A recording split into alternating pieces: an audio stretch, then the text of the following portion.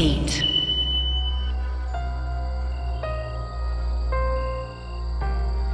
जंगल के बीच एक पुराना तालाब, यहीं से मिल रहा था वो सिग्नल नेगेटिव एनर्जी का। Inspector Rudra, R N. स्मिति, प्रिया, भास्कर और बाकी की टीम इस तालाब के पास पहुंचते हैं। सबके हाथों में टॉर्च थी और आंखों में सवाल। आर.एन. जीप से उतरता है और धीमे धीमे उस तालाब के पास जाते हुए कहता है, ये जगह अजीब सी लग रही है। ऐसा लग रहा है यहाँ पर कुछ तो है। स्मिति जीप पर ही थी और यहाँ वहाँ देखते हुए कहती है, तालाब का पानी देखिए, बिल्कुल शांत है, लेकिन उसमें हल्का हल्का कुछ हिल रहा है और ये कोई मछली नहीं हो सकती। अचानक से पानी के अंदर से कुछ बुलबुले से उठने लग जाते हैं और सबको एक ठंडक महसूस होती है। भास्कर ये देखकर थोड़ा पैनिक होता है और कहता है, सर पानी हिल रहा है, कुछ निकल रहा है बाहर। तभी पानी से एक तेज आवाज आती है। उस तालाब के बीच में से निकलती है एक डरावनी आकृति, एक ऐसी आकृति जो इस दुनिया की लग ही नहीं रही थी। ऐसा लग रहा था जैसे किसी दूसरे दुनिया का कोई प्राणी हो जो यहाँ पर आ चुका है। उसका शरीर काला था, बेडोल, पानी से पूरा गीला, बड़े बड़े नाखून और आंखों में जैसे अंधेरा समाया हो। सब सुन्न पड़ गए। प्रिया के पास ताकतें थी, वो उतरती है और धीमे से कहती है, ये क्या है? शायद यही वो जीव है जिसने उन चारों को मारा था, और जो गेट खुला है यही उससे आया। इंस्पेक्टर रुद्र आगे की ओर जाते हैं और सबको पीछे हटने का इशारा करते हैं और कहते हैं, अभी बातें करने का समय नहीं, सब लोग पीछे हटो, मैं संभालता हूं। रुद्र ने गोली चलाई पर उस जीव पर कोई असर नहीं हुआ। वो खड़ा रहा जैसे गोली उसके लिए कुछ भी थी ही नहीं। तभी पीछे से कुछ गाड़ियों की आवाज़ आती है। स्मिति एकदम से चौंक गई। उसने पीछे की ओर देखा और कहा, सर पीछे देखिए। तभी जंगल के रास्ते से आई 3 काली जीपें, एक बड़ा सा काले रंग का ट्रक, एक ब्लैक डिफेंडर, और सबकी नज़र उस डिफेंडर पर टिक गई। दरवाज़ा खुला और उसमें से निकला एक आदमी, काला कोट, आंखों में गुस्सा नहीं सिर्फ इख्तियार, हाथ में सिगार जिसे वो आराम से पी रहा था। ये वही था, ब्लैक रेवन का लीडर।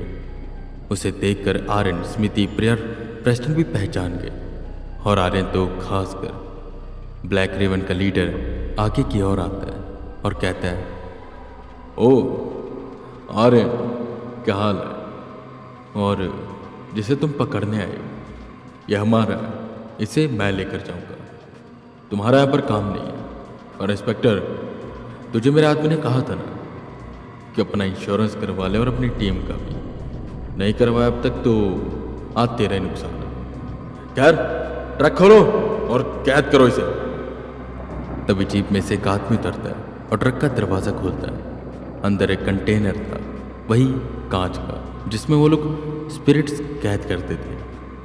जीप से सारे लोग उतरते जिनके पास हथियार थे, कुछ तो हाईटेक। इंस्पेक्टर रुद्र ये देखकर काफ़ी गुस्से में आ जाते हैं। पर खैर, यहाँ पर बात कोई और थी, मुद्दा कोई और था। सामने वो जीव खड़ा था गुस्से में, और उस पर अभी हथियारों का कोई भी असर नहीं हो रहा था। वो जीव जोर से चिल्लाता है, सब उस पर गोलियां चलाने लग जाते। तभी भास्कर चिल्लाते हुए कहता है, सर इस पर कुछ काम नहीं कर रहा है, ये क्या है? इंस्पेक्टर रुद्र जीप के बोनट पर जाकर खड़े होते हैं और कहते हैं, मुझसे भी ये मत पूछो कि क्या है, बस कवर दो सब, मैं ऊपर से शूट करता हूँ। आर.एन. स्मिति से कहता है कि वो जीप में बैठी रहे, और प्रिया की ओर देखकर कहता है, चलो जीप में, स्मिति तुम बैठो, प्रिया जीप में चलो, यहाँ पर रुकना पागलपन है। पर प्रिया उसकी बात नहीं सुनती और खुद से कहती है, अब मेरी बारी है। प्रिया ने अपनी शक्तियों का इस्तेमाल किया। हवा में एक तेज चमक, एक आग की लहर। वो क्रिएचर पीछे की ओर हुआ मगर गिरा नहीं। प्रिया देखकर बहुत ही ज्यादा हैरान हुई। वो बोली, ये तो मेरी एनर्जी को खा गया, इसे तो कोई फर्क ही नहीं पड़ा। वो एक एक करके ब्लैक रेवन की टीम को पकड़ता गया और काटता गया। किसी का हाथ, किसी की गर्दन, काले कपड़े खून से लाल होने लगे। आधे लोग एक पल में ही कट गए। ब्लैक रेवन का लीडर ये देखकर अभी भी ज्यादा पैनिक नहीं हुआ था, काम था। वो तो हल्का सा मुस्कुराया और बोला,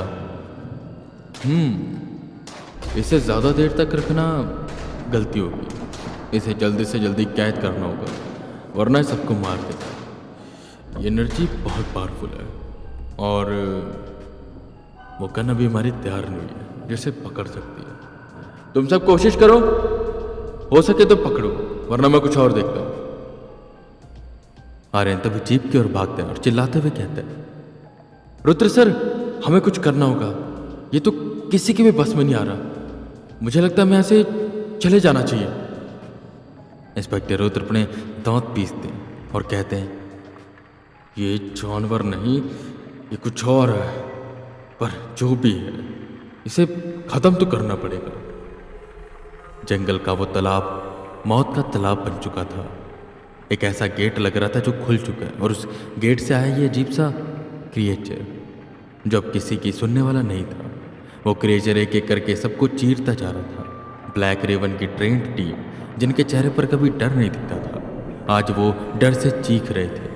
इंस्पेक्टर रुद्र ऊपर से फायर कर रहे थे, पर तभी वो तेजी से रुद्र की ओर बढ़ा। प्रिया जोर से चिल्लाती है, रुद्र सर।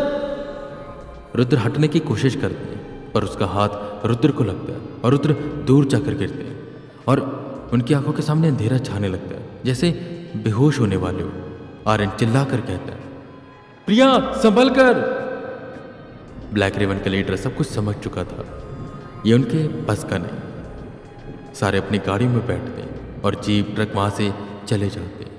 वो सब भाग चुके थे। अब उस जंगल में बस आर्यन, स्मिति, प्रिया और बेहोश रुद्र फंस चुके थे। भास्कर अब तक मारा जा चुका था। वो प्राणी अब प्रिया की तरफ बढ़ रहा था। उसकी अंधेरी आंखें प्रिया को ऐसे देख रही थी जैसे अभी उसको चीर कर रख देगी और उसके हर कदम में मौत थी। स्मिति जोर से चिल्लाती है कि उसे कुछ मत करो, पर आर्यन इससे पहले प्रिया तक पहुंच पाता। वो जीव प्रिया को उठा लेता है दोनों हाथों से और उसको बस बीच में से फाड़ने ही वाला होता है। सब कुछ हल्का थम सा गया। वो क्रिएचर जोर से रोर करता है कि तभी जंगल के एक अंधेरे कोने से कुछ चमकता हुआ आता, कुछ हथियार जो सीधा उस क्रिएचर का सर धड़ से अलग कर देते। और ये देखकर सब हैरान हो जाते हैं। रुद्र हल्का हल्का उठ रहे थे और जब उन्होंने भी ये देखा, सबके होश उड़ गए। एक नीली चमक वाली कुल्हाड़ी आई हवा को चीरते हुए और उस क्रिएचर के सर को अलग करके चली गई। स्मिति यहाँ वहां तेजी से देखती है और कहती है, किसने फेंका है? कौन है ये? सबको जंगल के उसी कोने से कदमों की आवाज आती है और दिखाई देता है कोई शख्स आते हुए। वह शख्स उस कोने से बोलता है, मुझे माफ करना, आने में थोड़ी देर हो गई, पर तुम सब तो ठीक हो ना? क्या ये किसी रक्षक की एंट्री थी? यह जंगल का अपना कोई पुराना रक्षक देवता वापस आ चुका था? वो ये सब सोच रहे थे।